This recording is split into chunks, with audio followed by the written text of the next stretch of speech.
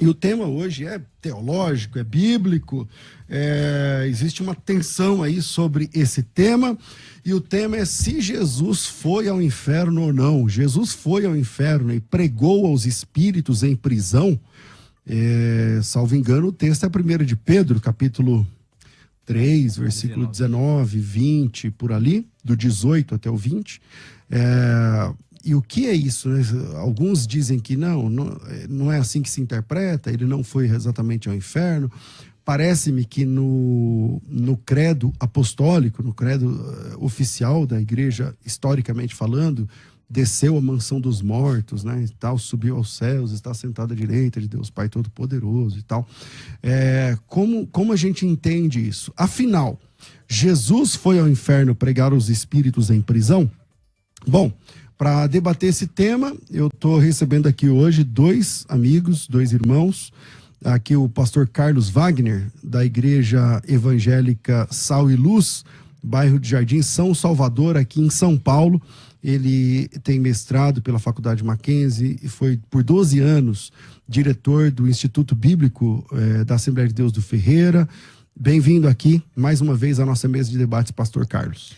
Amém, pastor César, que Deus te abençoe, ao senhor, ao pastor, nosso amigo debatedor, aos demais ouvintes, que hoje, mais uma vez, tenhamos um encontro, um debate produtivo para o reino de Deus. Com a gente também aqui nesse programa, para debater esse assunto, estamos recebendo mais uma vez aqui o reverendo Ricardo Fukuzawa. Ele é ministro da Igreja Presbiteriana no Brasil, a IPB. Atualmente pastoreia a primeira presbiteriana de Itaquaquecetuba. É professor do Instituto Presbiteriano do Alto Tietê há 5 anos na disciplina de Educação Cristã. É licenciado em Pedagogia, tem bacharelado em Teologia pelo JMC, tem mestrado e é doutorando em Letras pelo Mackenzie. Bem-vindo aqui mais uma vez, reverendo. Bom dia Sérgio, bom dia Carlos, é sempre bom estar aqui, bom dia a você que nos ouve, ou pelo rádio, ou pela internet, é sempre bom estar aqui, estar contribuindo para discussões teológicas. Tenho certeza que será um assunto interessante e que todos nós iremos crescer bastante na fé. Amém. E antes de ouvir a primeira participação aqui do pastor Carlos Wagner, que eu comecei com ele, vamos sempre conversar os blocos aqui.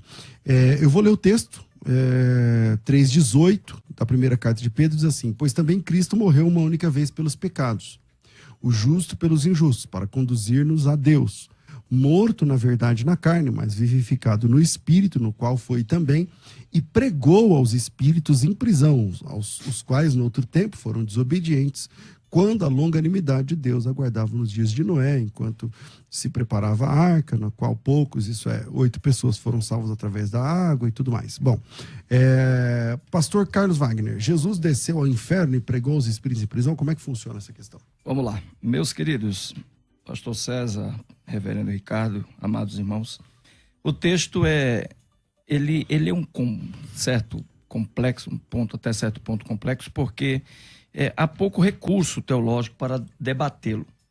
No entanto, nós entendemos, e foi para isso que eu vim hoje aqui, que não somente usando do contexto e da interpretação das palavras do texto lido pelo senhor, mas também por outros textos que nós encontramos, em especial aqui em João, capítulo 20, versículo 17, né?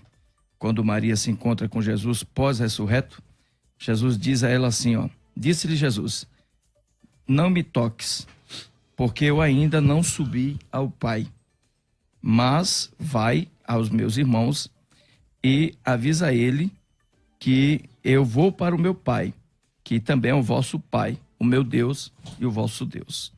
Dando-nos a entender que ao morrer, nesses 3 dias em que Jesus estava ausente, ele não estava morto lá na lápide. O corpo estava lá, mas ele não estava lá inerte. Então ele estava em algum lugar. Ele também não estava no céu. Ele diz aqui para Maria que ele ainda não tinha subido para o Pai.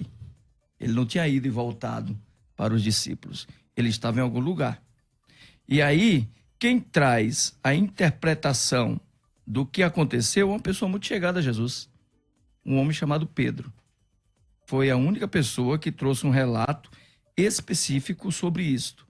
E ele disse que Jesus, ele foi pregar aos espíritos em cadeias, pregar às pessoas ou aos que estavam em prisão, que no outro texto aqui a gente vê que não é anjos, como alguns interpretam também.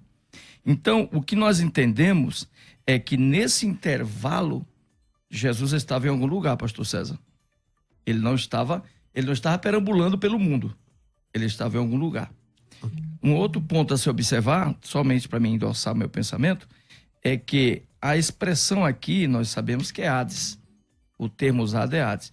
Há os teólogos que afirmam que o Hades aqui e que os espíritos em prisão, os mortos, são todos os pecadores que não deram ouvido a Deus e etc. e tal.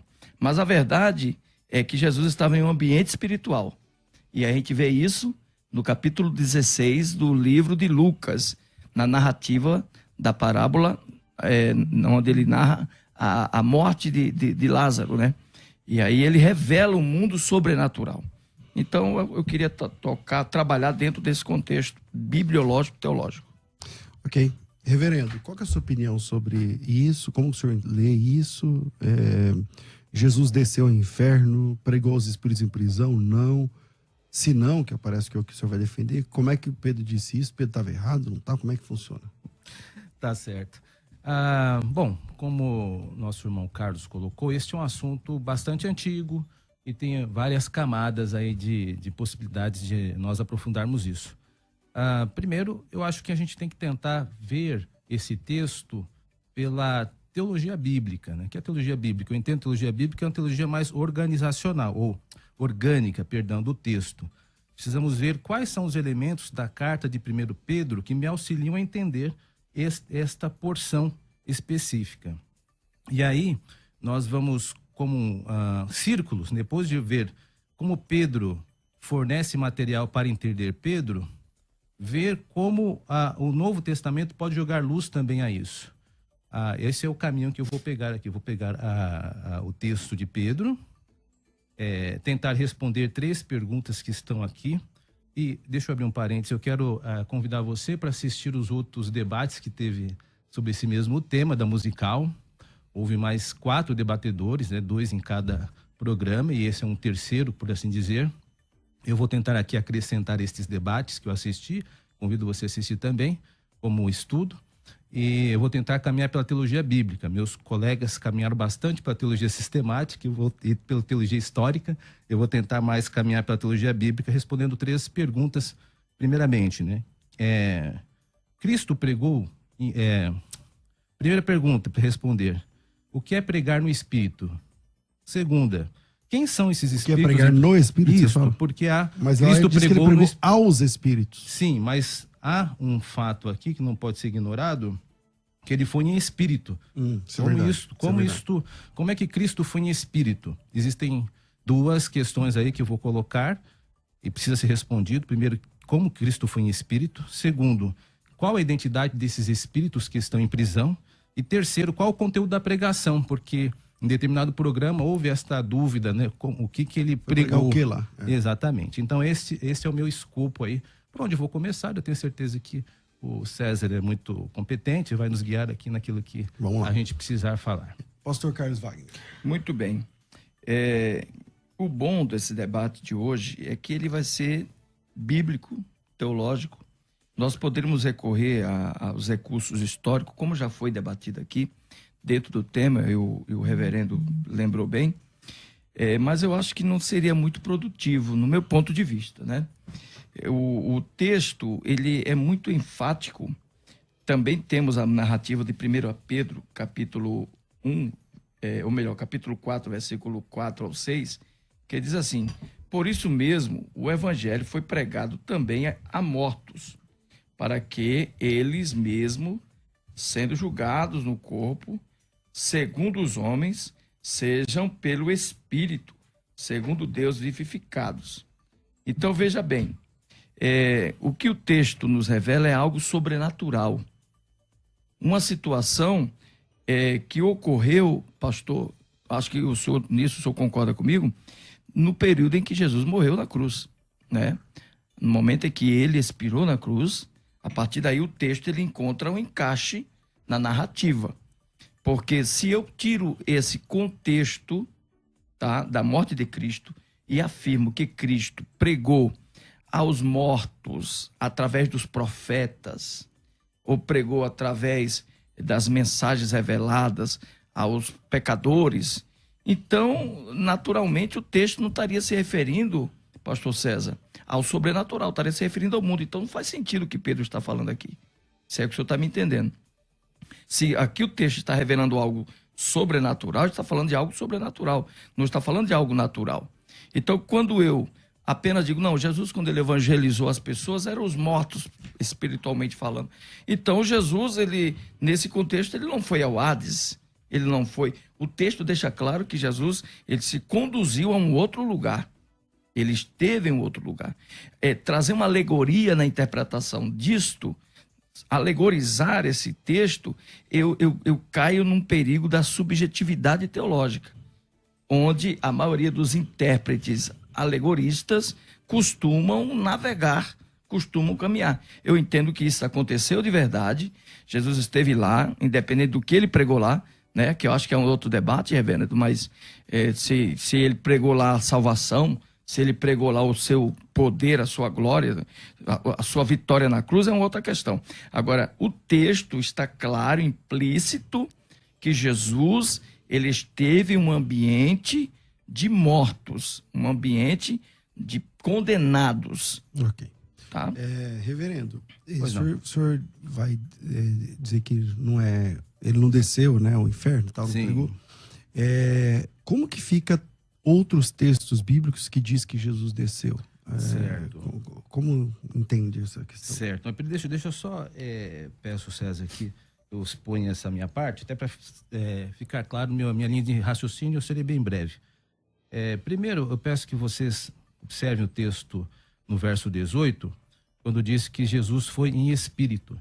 A epístola de Pedro, nesta parte, não diz muito, mas no capítulo 1, no verso 11 a 17, Pedro faz essa mesma declaração desse modus operandi, dessa mesma forma, dizendo o seguinte, do 10 em diante: foi a respeito desta salvação que os profetas indagaram e inquiriram, os quais profetizaram acerca da graça a vós outros destinada, investigando atentamente qual ocasião ou quais as circunstâncias oportunas indicadas pelo Espírito de Cristo, que neles estava, ao dar de antemão testemunho sobre os sofrimentos referentes a Cristo e sobre as glórias que o seguiriam.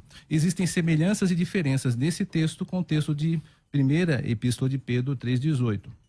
Aqui, a semelhança que eu quero fundamentar esse texto é a ideia de que o Espírito de Cristo estava sobre os profetas. Isso quem diz é a primeira epístola de Pedro.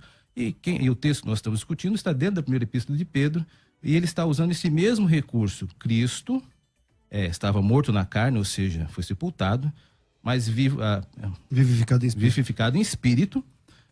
Ele foi e pregou aos espíritos em prisão. Mas isso não é um indicativo de que isso aconteceu dentro dos 3 dias? Por quê? Eu vou te passar de volta. Por quê?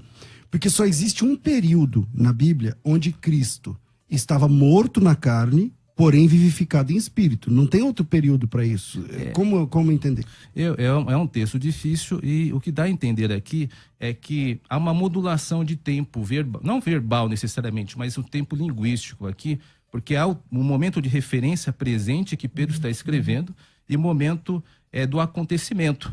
Então aqui, ele está aqui morto sim na carne. Cristo estava morto e foi sepultado na carne, mas vivo no espírito. Cristo está vivo no espírito. Aí ele faz uma regressão, uma digressão para o passado. Isso aconteceu na primeira epístola de Pedro, nesses versículos iniciais que eu disse. Que ele Mas não fala que ele estava morto. Lá. Há semelhanças e diferenças. Isso. Então vamos lá, pelas semelhanças. E ele foi a época de Noé, né? Esses espíritos de prisão eu defendo que são as pessoas que são contemporâneas de Noé. Eles estão em prisão neste momento que Pedro está escrevendo. Esta é a dificuldade desse texto. Mas eles nem sempre estavam em prisão, estavam livres. E por meio da pregação de Noé, eles foram então reputados, né, como desobedientes e tal, e foram para as prisões porque foram desobedientes. Só mostrando fundamentando que esses espíritos de prisão precisam ser os habitantes de Noé, veja o texto no verso 20. os quais no outro tempo foram desobedientes, quando a longanimidade de Deus, primeiro, aguardava nos dias de Noé, ou seja, Deus estava esperando, aí pode ser os 120 anos, e um segundo aspecto, enquanto preparava a arca na qual poucos, a saber, 8 pessoas, foram salvas. Então, as características desses espíritos que agora estão em prisão são que eles foram desobedientes por desrespeitar a longanimidade de Deus e ignorarem a pregação de Noé, né, no caso aqui. Sei que a pergunta pode ficar assim, isso foi uma pergunta do programa anterior, qual o conteúdo da pregação de Noé? Eu preciso lembrar que a figura de Noé, ela é emblemática, né, é utilizada nos alguns livros do Novo Testamento, mas nos ajuda a entender não a pregação no sentido fechado de locução, mas no sentido de testemunho. Noé, ele, ao construir a arca, e aqui eu estou usando o texto de Hebreus no capítulo 11, verso 7, que diz que pela construção da arca, Noé condenou o mundo. Ou seja, o próprio testemunho da construção da arca é a pregação de Noé. Então, a pregação ela não deve ser entendida, o conteúdo da pregação, ips literis, como algo que é locução. Só para terminar aqui, e já passo para César, isso não é esse entendimento bíblico fluido de pregação, não é algo inédito. Lembre-se da pessoa do profeta, os profetas em si. Geralmente uma pessoa que fala assim diz o Senhor. Um exemplo, eu vou usar esse argumento.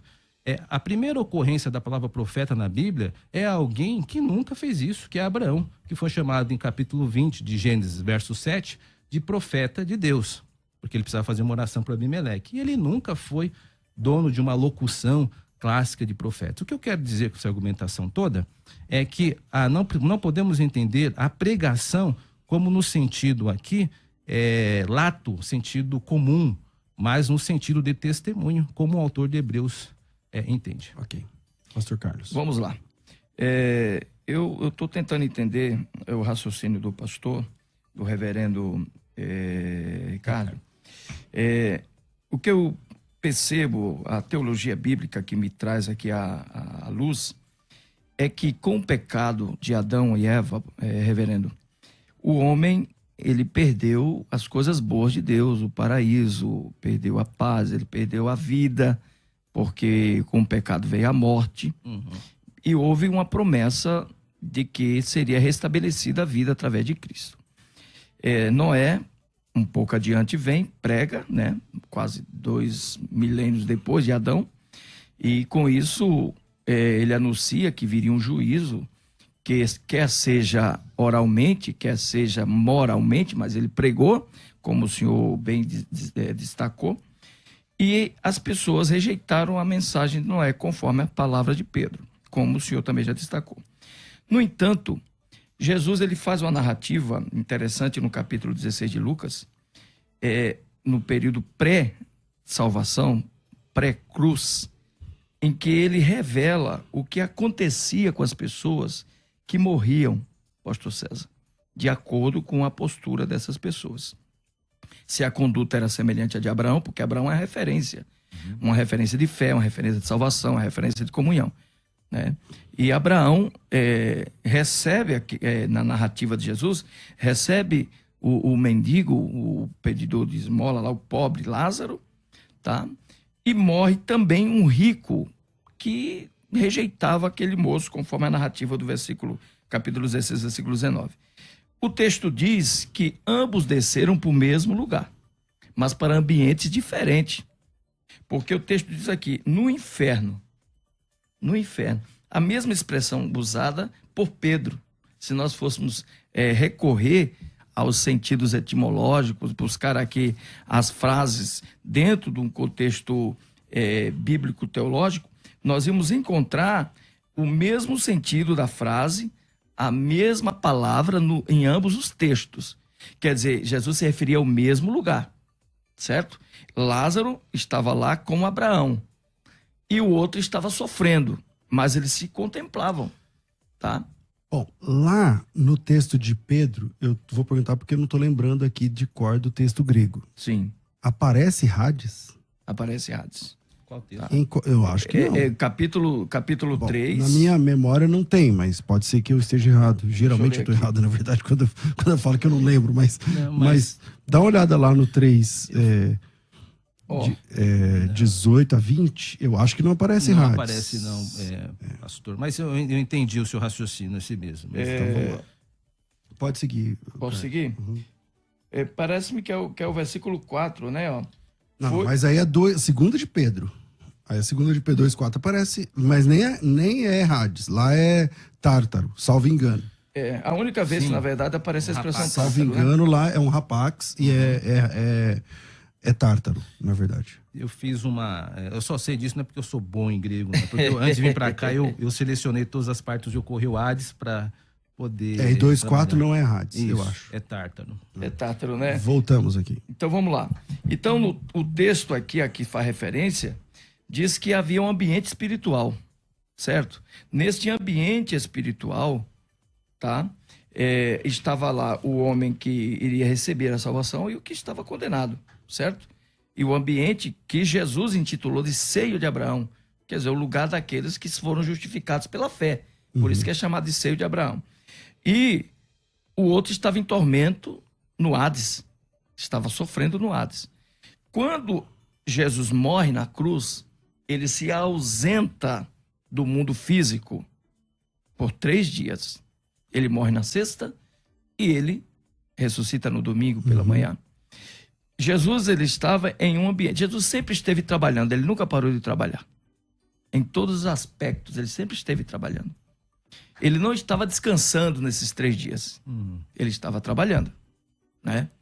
E aí, ele desceu a este ambiente, César Cavalcante, e neste ambiente, ele declarou o seu poder, a sua glória, que é o que Pedro está tentando explicar. Quando Pedro narra no 1 Pedro, capítulo 4, versículo 4, ele faz essa narrativa, tá? Em 2 Pedro, capítulo 3, versículo 18, também ele faz a mesma narrativa com contextos quase que iguais, tá? Ok, reverendo.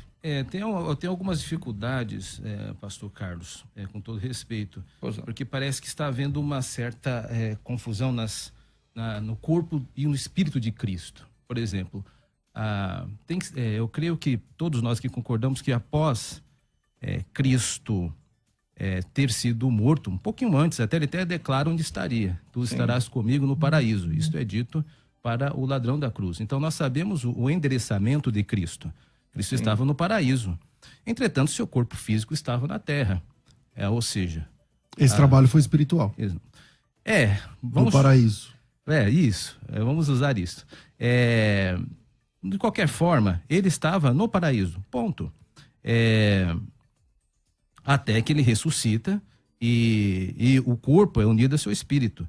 Então, aquela frase da Maria Madalena, ela não se aplica. Eu estou fazendo um retorno à sua fala bem inicial lá no começo do programa, isso? Sim. Porque aquele já era o Cristo ressurreto. Ele já havia unido o seu corpo com o seu espírito. Ele não havia ascendido ao Pai como o mediador, homem-deus, né? Ele vai fazer aquela declaração belíssima em Mateus capítulo 28, todo poder me foi dado do céu e da terra como mediador, não que em algum momento da história tivesse menos poder, mas ali estava com a função de nosso mediador. Então, o endereçamento de Cristo, é claro, ele estava no paraíso quanto espírito, né? Em que o seu corpo estava na terra até que houve a união, é a questão da ressurreição. O senhor ia fazer a pergunta? Eu ia dizer assim, que tecnicamente, todos os que negam a descida de Cristo aos infernos são aqueles não ortodoxos, do ponto de vista da história da igreja. Porque a história da igreja, especialmente os primeiros credos, tanto o credo apostólico, o credo atanasiano, salvo engano, o credo constantinopolitano, o credo niceno, né, e tal.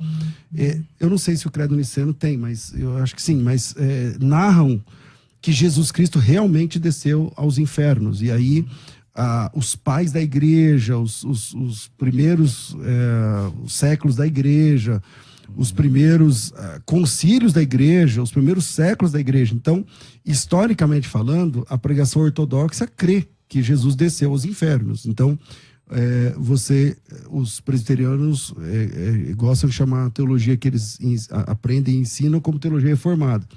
Não seria uma visão mais heterodoxa do que ortodoxa defender que ele não desceu? Fico contente por ter feito essa pergunta.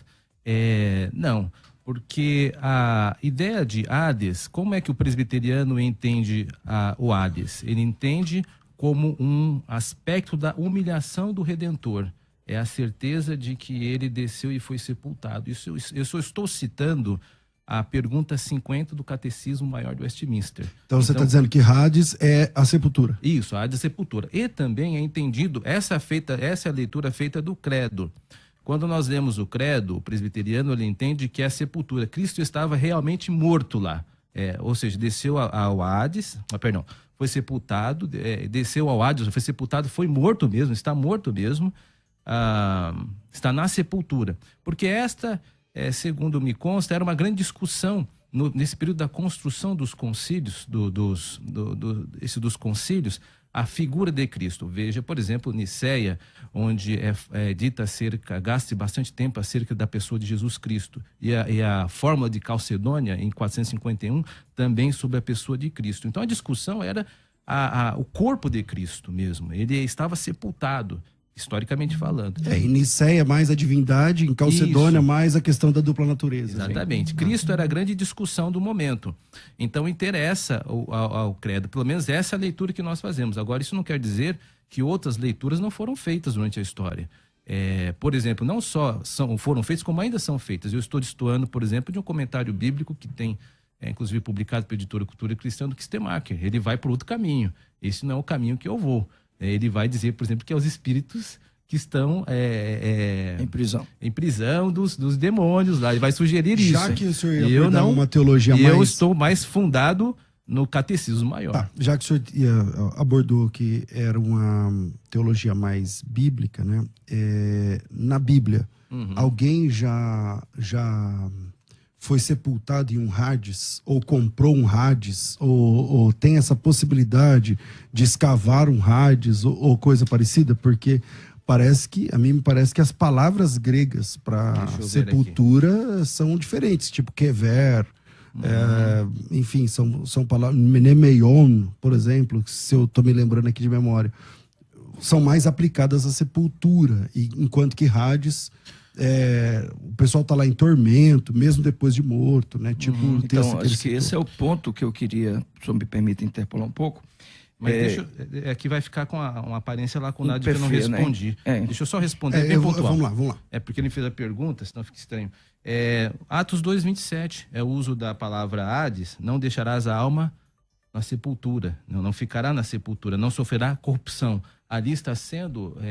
Pedro está citando um salmo de Davi. Que é Sheol, do texto hebraico lá do Antigo Testamento. Mas nós estamos nós estamos dentro do corpus do Novo Testamento. E aí o regramento muda. Então o regramento é a interpretação que Pedro dá ao salmo de Davi. Então há uma, digamos assim, uma hierarquização hermenêutica aqui. Pedro está dando uma nova configuração, uma nova leitura ao Salmo 16, dizendo que Cristo não sofreu corrupção, né? E Davi sofreu. Então o Salmo não se refere a Davi, se refere a Cristo. Então a palavra Hades é utilizada nesse sentido de sepultura, porque é a corrupção que está sendo tematizada ali. Eu entendo, assim, se nós fôssemos observar dentro desse contexto, no 1 Pedro, capítulo 1, no texto que nós havíamos discutido aqui, ou melhor, 1 Pedro capítulo de número 4, tá? Ali que foi onde eu fiz a referência do Hades, como cita o pastor, em que faz referência ao inferno.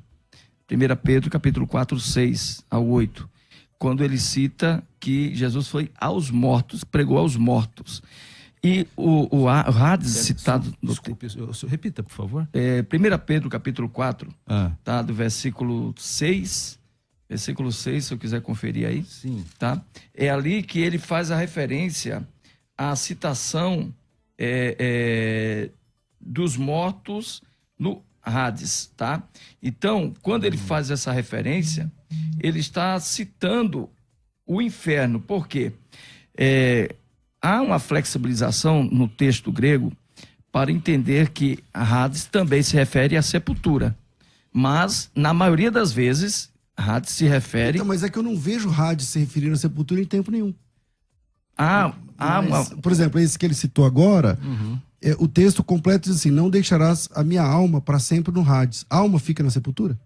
Mas o texto está fazendo referência ao corpo. Esse é o argumento Não, mas principal. o texto tanto de Davi, que aparece Nefesh, no Antigo Testamento, quanto o Novo Testamento, que é Psirrê, ele sempre está falando do eu imaterial. Não deixarás a minha alma no Hades. Então, dá para entender que é uma sepultura. A alma da pessoa fica dentro da sepultura, fica dentro do túmulo. Então, não sei, talvez fica complicado, né? Mas eu ainda defendo esta, que então, Pedro ainda está lá. Mas depois eu quero voltar nele. Ele vai concluir. Deixa eu concluir. Ele vai concluir? Desculpe, Carlos. Não, Carlos, continue. Pode continuar. Então, veja bem, o que eu quero dizer é o seguinte, que ainda que haja essa flexibilização do texto para entender que o Hades se refere à sepultura, pastor César, é aí que eu quero chegar, a maioria dos textos citados sempre faz referência ao inferno, certo? Então, nós vamos de convir aqui, de concordar que, na maioria das vezes em que nós lemos o texto que fala de Hades, nós estamos falando de inferno, tá? E em 1 Pedro, capítulo de número 6, capítulo 4, versículo 6, que era onde eu me referi quando eu falei de inferno, e o César falou, onde é que está o inferno? Onde está Hades aí em Pedro? É aqui nesse texto que eu estou dizendo que Pedro se referia ao inferno, entende? Então, se Pedro se referiu ao inferno, nesse 1 Pedro 4, versículo 6, ele também se referia ao inferno em 2 Pedro, capítulo de número 3, 18. Eu volto contigo e depois eu vou para o intervalo. Muito bem, vamos lá. Primeiro, eu concordo com você que nem toda palavra ela deva ser entendida ipsis-literis, eu sempre falo isso, nós estamos dentro de uma linguagem e também eu parabenizo a Sociedade Bíblica, a todas as editoras que fizeram um grande trabalho de tradução com as nossas Bíblias. A questão aqui é o seguinte, o capítulo, só para ir logo para os intervalos, mas a questão é o seguinte, eu não interpreto e não dá para interpretar esse texto, segundo o meu entendimento, que esses mortos são os mortos no Hades, porque veja... O que está acontecendo em 1 4:6, pois para este fim foi o evangelho pregado também aos mortos, para que, mesmo julgados na carne, segundo os homens, vivam no espírito segundo a Deus. É um texto difícil, eu concordo. Sim, muito difícil Porque mesmo. Ele muito vem difícil. E volta. Então, o que acontece? No versículo 4, ele está falando ali, por isso difamando-vos, o pessoal estava difamando os crentes.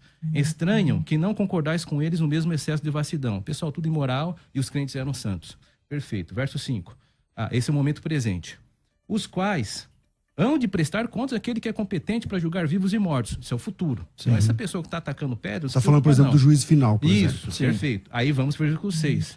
Pois para este fim foi o evangelho pregado também a mortos. No caso, a nós como mortos em pessoa. Pessoas que estavam mortas em delitos e pecados. Eu estou usando Efésios 2 aqui. Como bom calvinista, os mortos ali... Vamos para Efésios. Vamos lá. Aí você define a sua teologia. Pera aí, vocês estão 2 contra 1. Pera aí. Olha lá. Para que, mesmo julgados na carne, ou seja, no nosso procedimento, segundo os homens, esse pessoal fica nos atacando, viva no espírito segundo Deus. Então, a morte aqui, e não só o presbiteriano, não. O último pastor que defendeu isso era da Brasil para Cristo também, nos últimos debates, ele vai pelo mesmo caminho, interpretando o texto como mortos espirituais. Então, os mortos aqui nesse texto, eu vejo que é uma discussão do nosso estado de morte que éramos antes de conhecermos a Cristo. Ok. Eu havia falado anteriormente que o Hades, citado em 1 Pedro, capítulo 4, é o mesmo de 2 Pedro 3. Por que eu falei isso? Com um objetivo, que é mostrar, pastor reverendo Ricardo, que na narrativa de Jesus, no capítulo 16 de Lucas, o senhor concorda comigo que Jesus estava falando do Hades. O texto diz isso. Lá diz isso. É inegável isso. E que Abraão pregou aos dois. Abraão pregou aos dois. Primeiro, o rico, que Jesus narra, o rico pede socorro a Abraão. Abraão fala, olha, esse socorro que você está pedindo, eu não posso te dar, porque você ignorou Deus por ter muita coisa na vida, por achar que era autossuficiente, e você não se preocupou com isso. Mas esse pobre miserável aqui sempre se preocupou com isso. Então ele está sendo consolado, você está sendo perturbado. Pastor, mas eu vou te apertar um pouquinho, igual eu apertei ele aqui no outro bloco. Manda. Mas aí o senhor está entendendo que o senhor vai defender que há oportunidade de salvação mesmo depois de morto? Não, a pregação Mas não é se ele salvífica. já tinha morrido e lá ele recebeu uma pregação, Mas não é e salvífica. lá no texto de Pedro, o senhor está dizendo que o evangelho é pregado aos mortos. Sim, Como é isso? é pregado aos mortos. Mas a pregação a que o texto se refere não é salvífica. Não é uma pregação de resgate. É uma pregação que revela, que manifesta, assim como revelou no capítulo 16 de Lucas. Revelou o que para o rico? Que ele ignorou a salvação aqui. Então a mensagem é uma justificativa da condenação. Como Pedro narrou em 2 Pedro 3, pastor César. O texto apenas está deixando claro que Cristo veio para salvar. E aqueles que foram condenados, que nisso o reverendo também concorda comigo, durante o dilúvio, talvez eles tivessem um questionamento com eles. Por que fomos condenados? O que nos condenou? Por quê, reverendo? Não havia Bíblia, não havia teologia, não havia sequer o pensamento do Hades, quando eles foram condenados lá. Nós não achamos um texto do capítulo 1 ao capítulo 6 do livro de Gênesis que faça referência a Hades. Ao Hades, que faça referência à condenação, ao Tártaro, tá? Então, quando Jesus vem e ele prega, ele faz a alusão aos condenados, porque eles estão na condenação, porque ignoraram, tá? A salvação, ignoraram a mensagem de Deus através de Noé. Foram todos condenados. Quando chega no capítulo 16 de Lucas, o Abraão, o grande homem da fé, testifica para ele. Abraão diz para ele: olha, infelizmente eu não posso te salvar, eu não posso te ajudar, eu não posso sequer te dar uma gota de água para você beber. Então, o mesmo Hades do capítulo 16, reverendo, é o mesmo Hades do capítulo 6, do capítulo 4 e do capítulo 3 de 1º e 2 Pedro, tá? E se é a mesma coisa, está falando do mesmo lugar, de inferno. Okay. Reverendo. Não, eu não vejo essa associação, porque o que está acontecendo ali naquele texto é a informação de que Cristo pré-encarnado, assim como atuou nos profetas, atuou Noé, e os contemporâneos de Noé foram apresentados ao que tinha-se de evangelho, por assim dizer, concebido na época, pelo Espírito de Cristo, pelo testemunho de Noé. Agora, quanto à questão das pessoas irem para condenação de forma indesculpável, a Bíblia é clara que não. Todas as pessoas elas vão para o inferno com muita culpa, né? Porque o que de Deus revelou está na natureza, como nós vemos lá em Romanos 1, que fala que Deus torna a humanidade indesculpável e por causa do próprio testemunho da lei no coração das pessoas. Então ninguém no inferno vai poder levantar a mão e dizer assim: eu estou aqui sem querer, né? Eu estou aqui porque ninguém me avisou. Não, todas as pessoas são indesculpáveis porque o homem é mau e já tem o testemunho da natureza. Então eu não vejo uma associação dessa em Hades, são situações diferentes em Lucas 16 e Pedro. Pastor. Muito bem. Construindo ainda o meu ponto de vista teológico, que não é definido, é claro, que não é definitivo, claro, é um ponto de vista que eu defendo. No capítulo 6 de Apocalipse, reverendo, versículo 9, diz assim: quando ele abriu o 5º selo, vi debaixo do altar as almas daqueles que tinham sido mortos por causa da palavra de Deus e por causa do testemunho que deram. Eles estavam aonde aqui no texto? Debaixo do altar. O altar de Deus está nos céus. Concorda comigo? Uhum. Então, a teologia que eu defendo, que, claro, está sujeita à cariação, é que até a morte de Cristo, ninguém ia para o céu. Tá? Ao céu, né, o céu onde nós iremos habitar, tá? Eles estavam aguardando a ressurreição dos mortos, aguardando o juízo, etc. e tal. Mas Jesus morre na cruz. E ao morrer na cruz, Jesus, ele abre a porta dos céus para nós. Porque o que Jesus diz ao que estava com ele na cruz? hoje mesmo estarás comigo no paraíso. Jesus não fala isso para o condenado lá? Hoje estarás comigo no paraíso. Esse paraíso não é o seio de Abraão. O seio de Abraão não é o paraíso, é o Hades, certo? O senhor falou há pouco que a alma não se corrompe. Em tese eu discordo. Porque a alma, pastor César, ela é condenada. Se ela é condenada, ela se corrompe.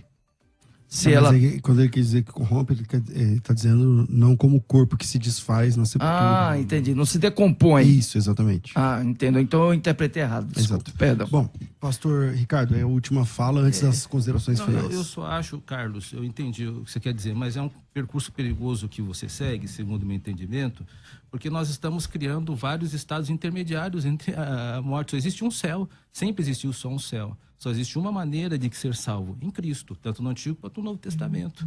Com o passar do tempo, a teologia, na sua progressão, ela vai nos dando cada vez mais clareza acerca para onde nós vemos. Mas as pessoas iam para o mesmo céu que morriam no Antigo Testamento quando vão para o Novo. Mas Abraão não estava no céu. Porque se a gente não... Mas ele está dizendo que a logística era diferente, né? Como assim? Essa logística do pós-morte, ela muda na cruz. Porque a Bíblia diz que aquele que desceu é a mesma que subiu, levando ao alto, que levou cativo o cativeiro. É o mesmo e tal. estado. Assim, nós, então a pessoa que morre vai lá para o seio de Abraão, que é junto com o inferno. Veja, a pessoa vai para o céu como ia no céu no Antigo Testamento.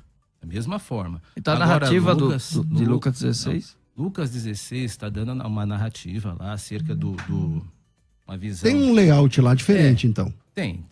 Como que eu posso dizer? Ali não é um texto que a gente pode pegar e exaurir todo, embora não seja uma parábola, não é uma parábola, é uma história, eu concordo com vocês, mas eu não posso andar com vocês e dizer que existem vários tipos de céu. Não, só existia um céu, assim como só existia uma forma de salvação em Jesus Cristo, como as pessoas eram salvas no Antigo Testamento, por Jesus. E o apóstolo Paulo dizendo que o paraíso é no terceiro céu, como o senhor lida com isso? Sim, Paulo utiliza essa expressão aí, e ali naquele texto é difícil de dizer. Então, quando nós presbiterianos encontramos um texto com bastante dificuldade, por exemplo, batismo dos mortos, o que é isso? A gente silencia. Então, esse texto ele não é exaustivo, não dá para a gente ficar sempre percorrendo.